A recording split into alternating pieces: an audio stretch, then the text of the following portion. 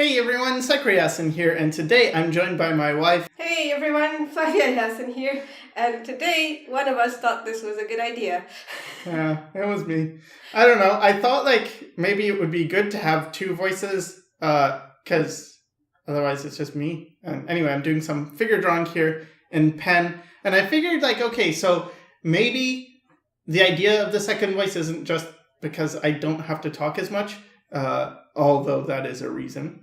It's also because I figure maybe I'm doing stuff that, people would have questions about, but I wouldn't know that would be something to... Yeah, you need somebody to figure it out for you. Yeah, I need someone with the perspective of an outsider. Yeah. Well, I see you're using the pen pretty much like a pencil, and I've seen you do this a lot lately. What do you mean? Like your initial thing, it's like, okay, you're doing this in pen, but the initial sketch looks like it's done in pencil. Like your lines are very... Yeah, because when I start with pencil, I have to have a very light touch. So when I'm doing it in pen, I had to figure out how to get a light touch, and the way I figured out how to do that was just holding the pen further back. Like you can see on the pen, there's like a black area, like a rubberized grip thing, and I'm not really touching that too much. And now I am, but when I start out and I want to do those light lines, if you hold the pen further back, you get lighter lines because you can't grip it as hard near the tip. I don't know, it's probably physics. Yeah, it is. So why did you want to do this? Like, how did you figure this out? How did you... the pen thing? Yeah, like why do this in pen? Why not just go to pencil? Because I am comfortable in pen, and I figure, I don't know, I have it in the back of my mind whenever I'm doing videos like this. I always hear people criticizing it in a way, before they do. I hear oh, you should use pencil. Oh, you're doing this wrong. Oh, you should use newsprint and charcoal and stuff. And most everything they've said, or they might say because they're imaginary and they're just mental problems, but it's a case of I've already done it. So I really like using newsprint and Prismacolors, especially certain, there's a red I really like. But anyway, it's after using a bunch of tools, what I've realized is I work best when I'm using tools that I like. I used a brush pen in the last video I did, and it was fine, but I don't know, it wasn't what I liked using, even though I thought the effect was okay. And I think in the end, you've just got to use what's comfortable for you. No, I think that what you're using really is not the tool here, but it's the state of mind, it's your energy that is associated with using a tool that you prefer. Maybe your context is associated very positively with this pen, or just... I think so, but it's also a case of I like drawing sharp things, and having a piece of metal at the end of the tool seems to somehow connect in a way, as opposed to a felt tip. If the felt tip is the choice, sure, I guess. I don't know, with a brush though, a water brush, it doesn't bother me in the same way. Maybe it's the way it flows, the glide of it. Yeah. I don't like friction too much. Do you find yourself drawing differently depending on the tools you're drawing with? Yeah, definitely. It's, even with the brush pen or with pencil, if I was using a pencil right now, I would have a completely different grip. I would flip the way I hold the pencil. So I don't know, it would be more horizontal. You can't see what I'm doing, but anyway, I have videos. I have a beginner's playlist, so anyone who's watching my videos for the first time, or maybe you've only seen a few, and you're not sure about things like how I hold the pencil, my advice to beginners, should I go to school or whatever, I created a beginner playlist, and I will link to that in the description, and that's how you can find out most of the things that are important, I think.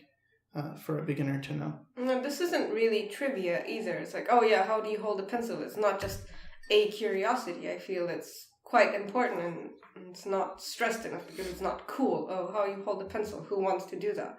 Yeah, and I think it's a case of like, it's something that's not glamorous or cool to be learning, but at the same time, people might neglect learning that. Like, oh, I don't want to hold my pencil that way because it feels uncomfortable. It's like, well, yeah, in the beginning it will, but you get used to it. But the thing is also, I don't know, it's like you don't want to learn the technique, but then you admire the work of others and you don't know how they do it, but they're using that technique that you don't want to learn. Like, I don't know. Sometimes people will say, oh, your lines are really cool. I could never draw like that and stuff. It's like, well, if you used your arm, you probably could. Yeah. There's a reason people like the Karate Kid go into seclusion when they learn their one punch thing and their basic techniques. And that's not the Karate Kid. That's, what's his face? The Art of Learning guy. But they all do this. They all go into seclusion. But he had Mr. Miyagi. Yeah, he did. And he had his guy that you should probably tell them what we're talking about. The Karate Kid movie? I don't know. If you haven't seen it, I would recommend it, I guess. And the Art of Learning thing. Oh, the Art of Learning, yeah. The Art of Learning is a book by Josh Waitzkin. I've mentioned it before. If you just search up The Art of Learning on Amazon or whatever, I'm sure you'll be able to find it. It's a very good book. I highly recommend it. A lot of what I find is essential information in art has, on the surface, nothing to do with art, and it has more to do with psychology or philosophy. And it gets harder and harder to make videos, actually. Like, the easier time for me when I was making videos was in the early stages, because it felt like, okay, I've always had this idea that I want to teach the younger me so that the younger me wouldn't have to suffer to gain as much knowledge as I have had to suffer through. Anyway, so in the beginning it was like, okay, I figured out how to draw a nose, I figured out how to draw an eye, so make how to draw an eye tutorial, how to draw a nose tutorial, how to draw, it was very specific, almost like you go through each body part. But as I've progressed and I've improved, at least I think I've improved. No, I have improved. You may not agree, but in my view, I have. It's a case of thinking more about, well, all I needed to do was draw a lot, and most of the things that were stopping me from drawing had nothing to do with, oh, you don't know how to draw an eye. Maybe that helped to learn how to do that. But most of it is just like, no, I don't draw a lot because I think I suck, because I'm afraid of failure, because I don't know what I'm doing, I don't know what to draw. And all these questions seem to be answered by psychology. I don't know if that makes sense. Well, the things that are stopping you from drawing are quite a different category from the things that are helping you when you're drawing, because they're already building on the premise that you're drawing, you're improving, it's all a positive momentum.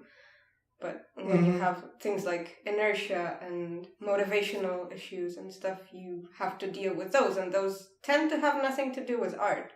Those tend to have to, connect to your development and your history and things that you haven't solved, things that you haven't confronted. It's like, why am I not motivated to do 2 hours of drawing each day? And that's a problem that has nothing to do with whether you're figure drawing. It's like, why am I in this in the first place? Yeah. And I think when you know why you want to do something, the rest is actually not that hard. For instance, if someone just wanted to draw birds, that's just what they want to do. I just want to draw birds. It's like, okay, so if that's really what you want to do, then what do you do next? Well, I don't know. I guess I should learn about birds. I should learn the different types of birds. Yep. Should learn bird anatomy. Yep. I want to draw a bird on a branch. Okay. So I guess that requires knowing how perspective works. Yep.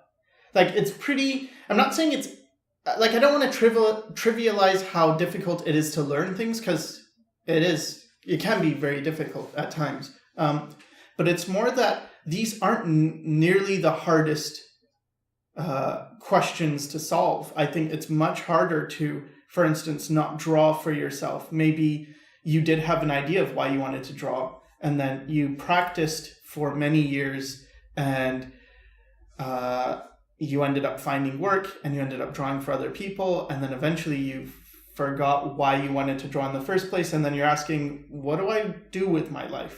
I mean, that's kind of a hard question compared to, oh yeah, so I should learn how birds work because I like drawing birds.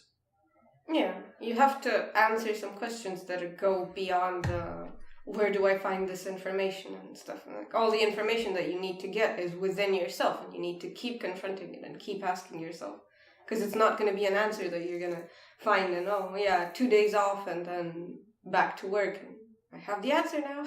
And I noticed a lot of people who do teach, like there's this guy who was teaching fitness or something. His name is Elliot Hulse, and after a while he went from like tips on how to do exercises to just philosophy. Like it almost turned into just this different channel entirely. It's like, why would you stop doing just basics? And the thing is, once you get beyond a certain point, you realize that, everything that I needed to work on at first to get better, the first thing you have to work on is yourself, not your technique necessarily. But who are you? What do you want in life?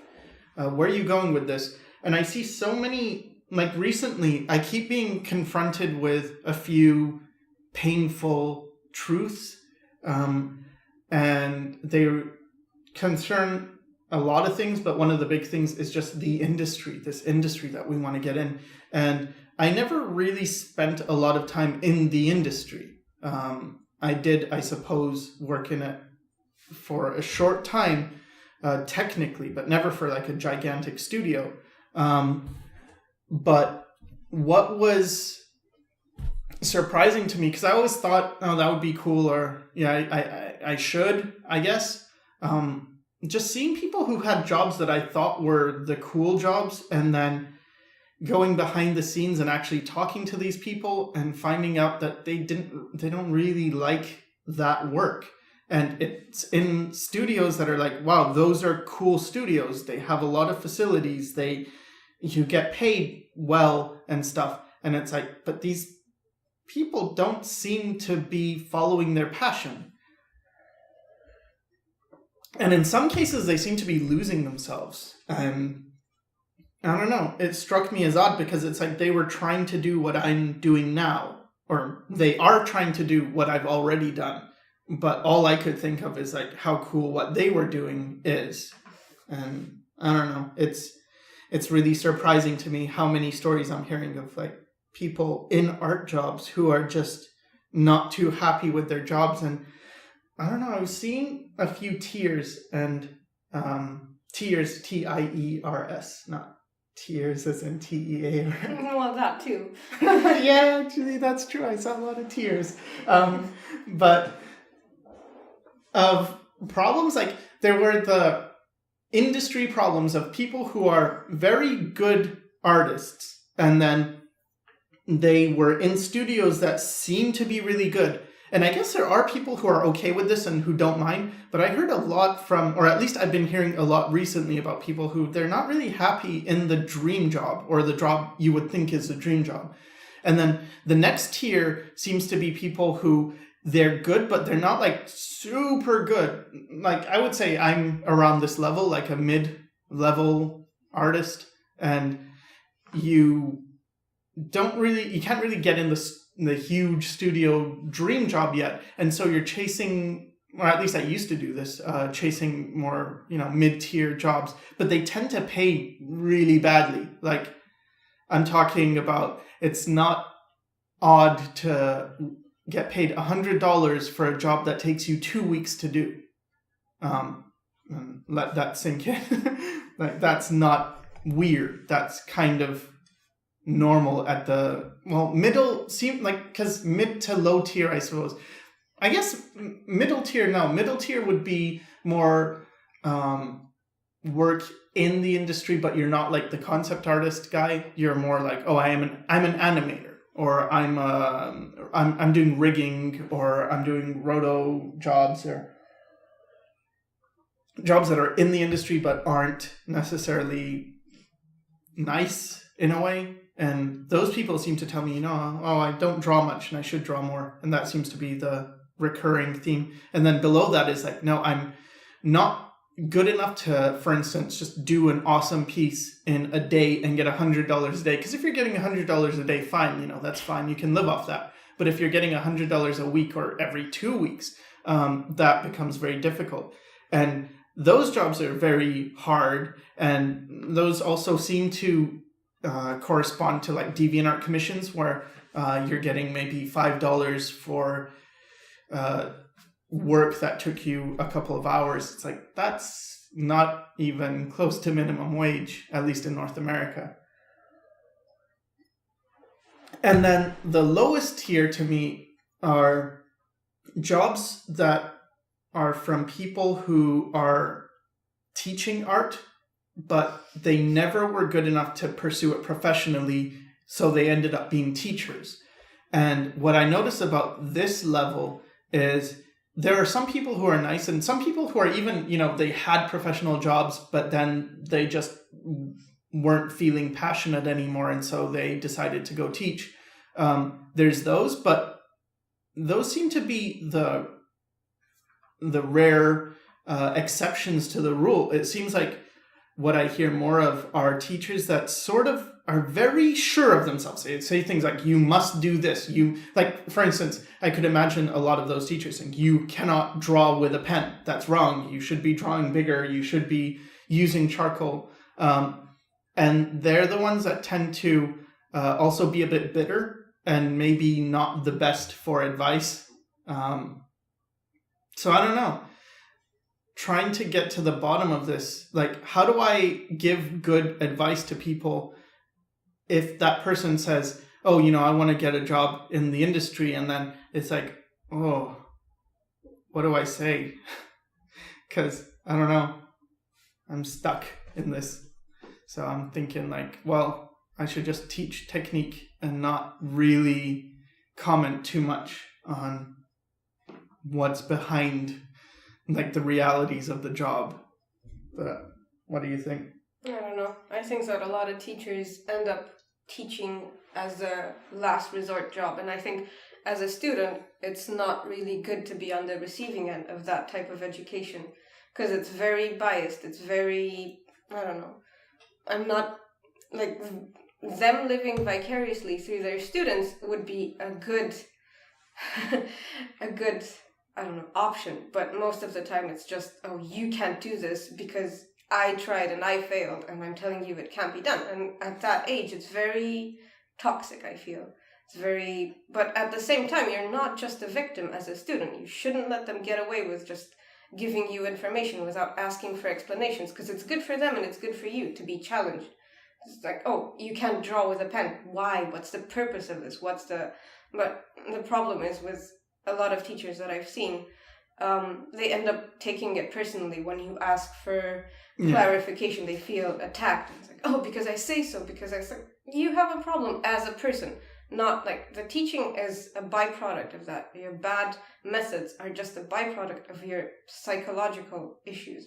And too many people just get away with entering the education system as, mentors and stuff without any sort of checkup, without any sort of mental credentials. It's just, it goes, you can draw a circle, therefore you can teach people to draw a circle, but you're gonna fuck them over.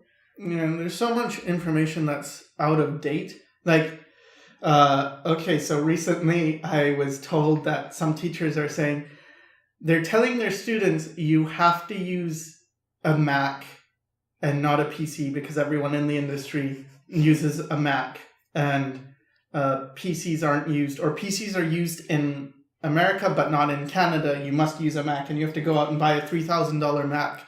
And I was like, what is this? Because this thing between Macs and PCs, it's true that I think in the 90s, people were using Macs predominantly because they were more stable, and it's sort of like the graphic design industry was doing that. They were all relying on Macs much more. But now I don't see that.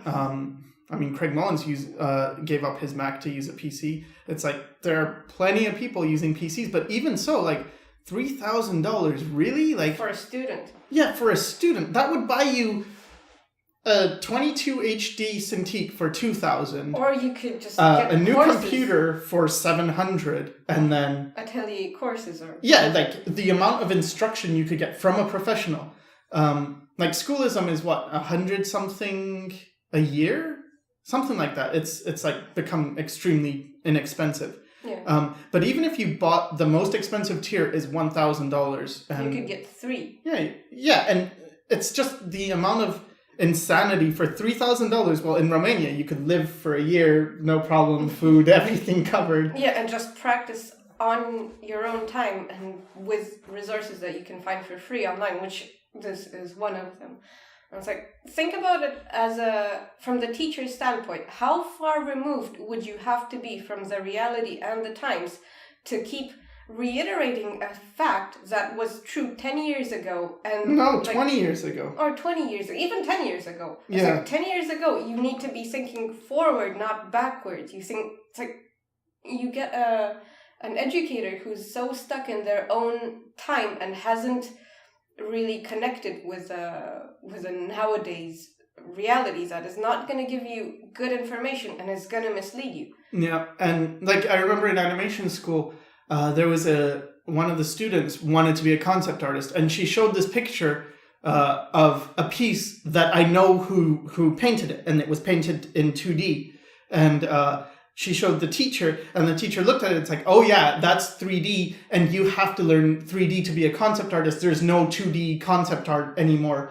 And I was like, no, that's in 2D. And they're like, no, it's 3D. And they take it personally when you contradict them because their ego is on the line. But it's easy. It's easy to hide behind these forceful short statements like, oh yeah, there's no such thing as this, there's no such thing as this, because you have, like, what do you feel? Again, think of it from the teacher's standpoint. They have no power over their own lives. They ended up in a job which they might hate, which might not be their dream job, which might represent the crushing of their dream, and then what do they have? They have control over students.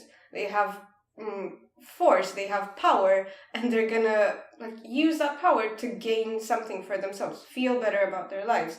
It's like the need for control is so strong, the less control you have in your own life, the more control you'll want to exert at work and just blow it out of proportion. Mm-hmm. Yeah, and I've also met so that's one end of the side, and then there was another type of teacher who is sort of like, because I had this one teacher who every time I showed him any work by any artist, he felt the need to knock it down immediately. Like, oh yeah, but, and then talk about why it sucks. Because I'd be like, oh, I really like this artist. Oh yeah, but look, they have no control of edges. Their composition's bad and this and that. And it's like, first of all, they can do better than you. And I had to not say that. But that's what they were afraid of. That's exactly what they're afraid of. That's why they're knocking it down. That's why because somebody who can do better than me. Therefore, you look at this person as a true mentor and not at me. My position is directly threatened. Oh, yeah. They have to preemptively strike and just put themselves at a higher position in your mind so that you look up to them. They need to be looked up to. Mm. That's their driving force. And it's like, as a student, you, don't challenge them, don't attack them, but make sure that they are not, getting away with giving you poor education. Make sure that they're answering your questions. A lot of people just shut up, and even in my school, it's a lot of people just say nothing in class. They take it at face value, and sometimes But you're not in high school or anything. You're in... Even when I was in high Yes, school. but I'm trying to clarify it for the audience. Oh. Because you're like, oh yeah, teachers, you're not even in my school. Well, throughout school, and in all the schools I've seen, it's there's this wave of passivity among students. Oh, just sit there and take notes, and then when exam time comes, just write what you learned and then memorize it. And even in art, it's like, oh yeah, look at this guy and just do what he's doing or what he's saying and not question why.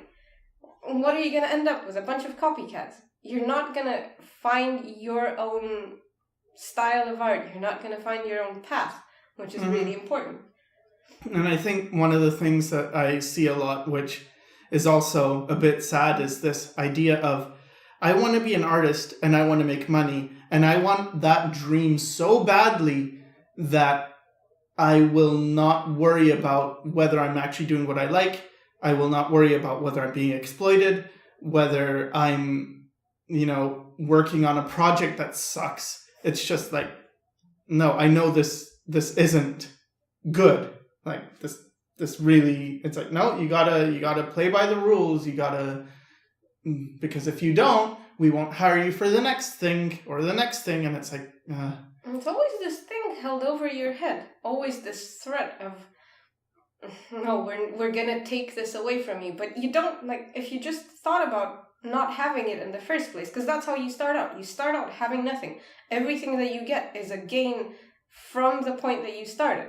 And yet, at some point, you begin to think oh, I'm going to lose this, I'm going to lose this, I'm going to lose that. And you act like somebody who has stuff to lose. You don't make bold decisions anymore. You don't take charge of your own life.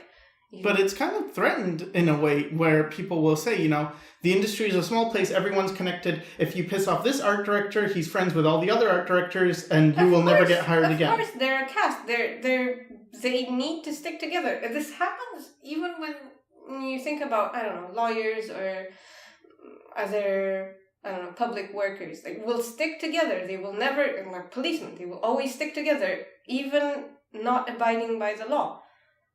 They have to, because that's their strength. And it's like, what you can do is you need to be aware and just be careful where you step.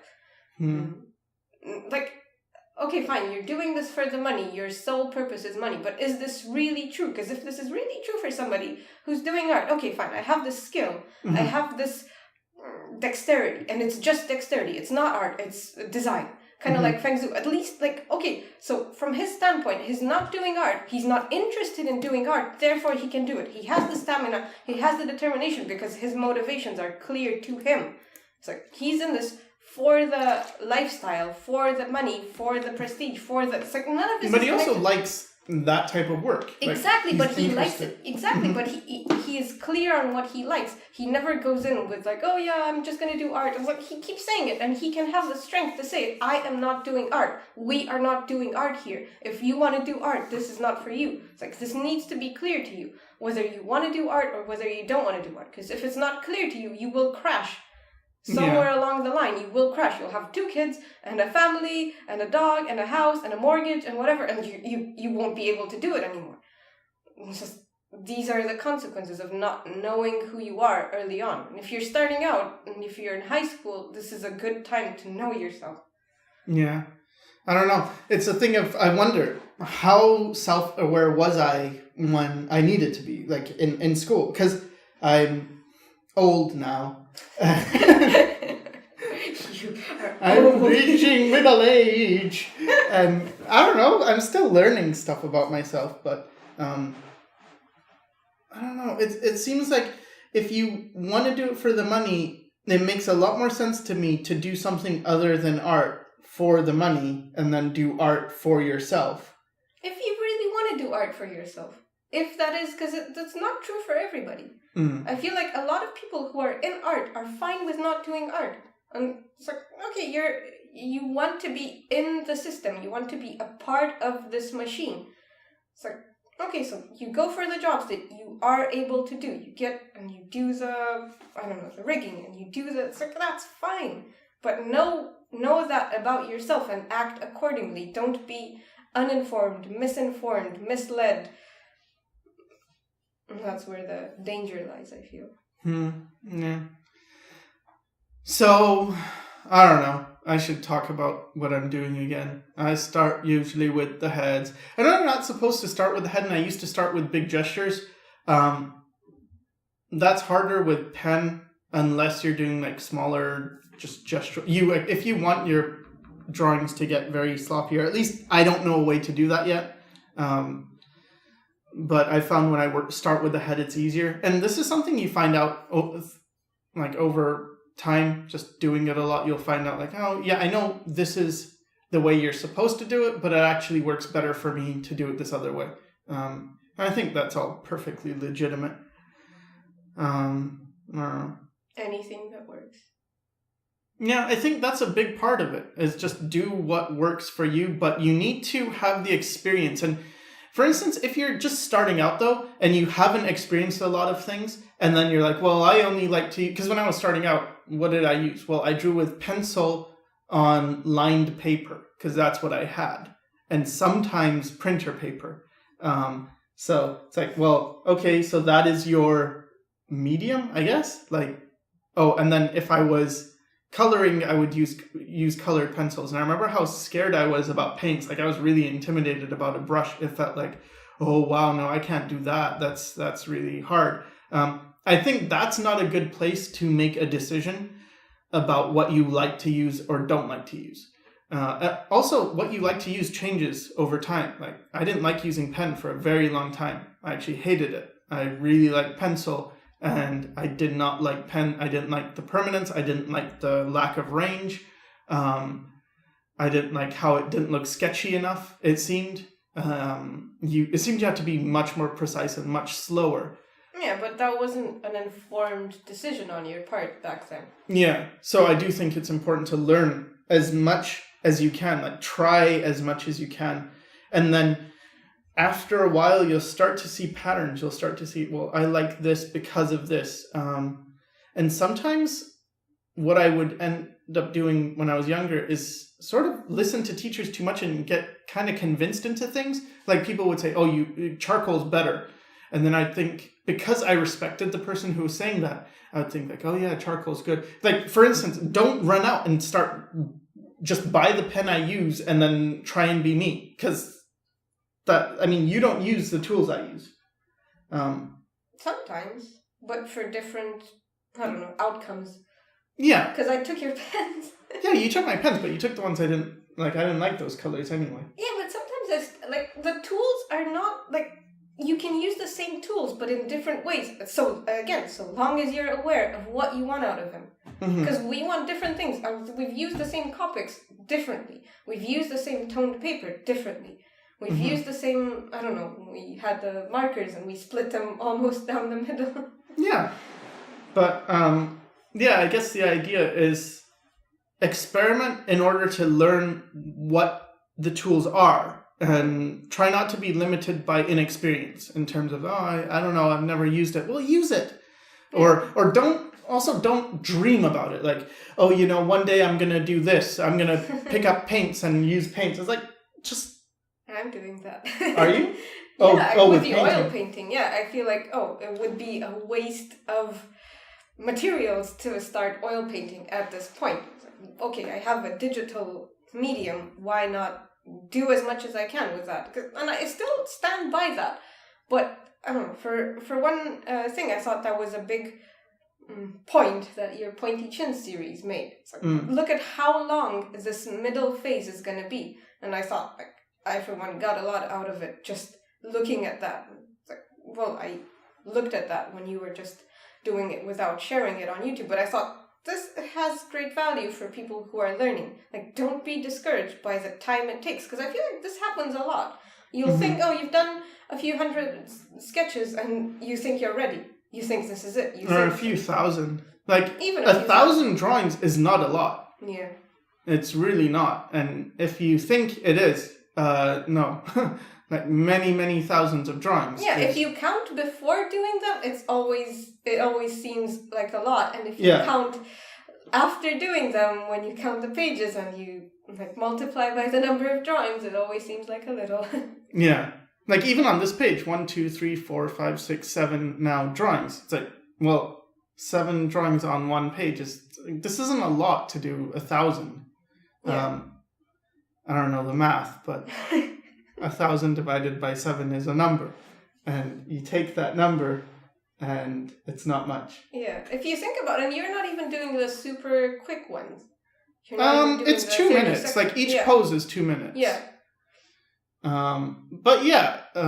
So you have to have patience. You have to have determination. You need to be filled with determination. Yeah. So. What? I don't know. Oh, the middle path. Yeah, the middle path takes a really long time, but it's also true that I wouldn't say it's good to even look at that. Like, when I say it takes thousands of drawings, actually, I would say don't think about that. Yeah. Because it's not useful. It's like, sometimes I'll take a taxi or I'll be in the bus and I see because I used to have a car and now I'm in Romania and I'm carless. But anyway, I'll see the distance from like point A to point B. Like maybe, oh, that's the coffee shop I know, and oh, there's the subway station. And in the cab, it feels like, oh, that takes a really long time. Oh, I'm really glad I don't have to walk that. That seems like it would take forever. And then it's like, no, wait, I've walked that. It only takes about 30 minutes. It's not that far. But it's the same thing when you haven't experienced something and you're just looking from afar. It might seem way too daunting. Like if you looked at a mountain, it's like, I'm going to climb that mountain. Oh, it's too big. No. It doesn't look possible. But you just have to take one step at a time and it ends up being possible. So yeah, I wouldn't focus on how hard the middle thing is or how long it is, but just keep working on it. But if you are in the middle phase and you're getting discouraged because you think like, wow, this is really taking long, it will. Like, just don't give up because it does take a really long time. One way or another, it's going to take a while. And I think we're nearing the end. So I want to go ahead and thank Flavia for being with me and helping me get through this long video. I'm going to end with some circles. Poorly done, but whatever. You do it to move my arm. And there's some ellipses which are done a bit better. Usually just fill negative space with circles. And I hope this helped, and thanks for watching.